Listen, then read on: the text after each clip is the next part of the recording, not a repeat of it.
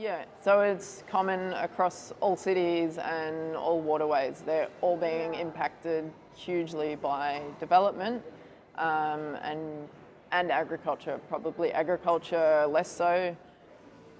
I guess part of the issue is with those all the development. There's lots of impervious surfaces. So as there's more concrete and more roads and more roofs, and it also transports pollution. So I think you had some photos of some rubbish that's being washed in from urbanised areas. So it's getting lots of pressure from those upstream developments, but it also gets pressure from the farmland. So things like fertilisers on pastures or crops. So yeah, urban waterways are under a huge amount of stress, and even when we have been able to protect them and plant trees along them and have a good buffer for animals and plants and things to move along, there still can be sort of one-off events that can be catastrophic to the waterway. So I guess increasing people's awareness is a number one,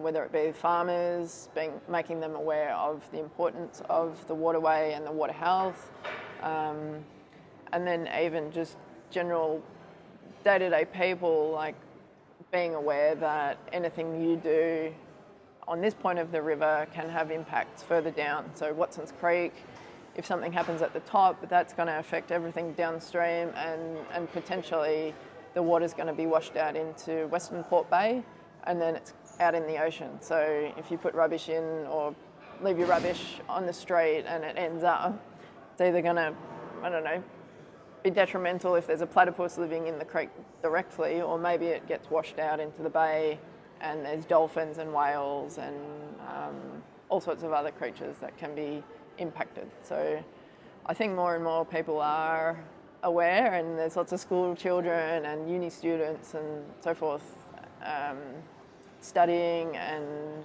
learning about the connectivity of waterways. And then there's lots of on-ground action of litter traps, or even planning regulations, so making sure that new developments are protecting the waterways or keeping in mind the waterways when they are designing their stormwater or water catching processes.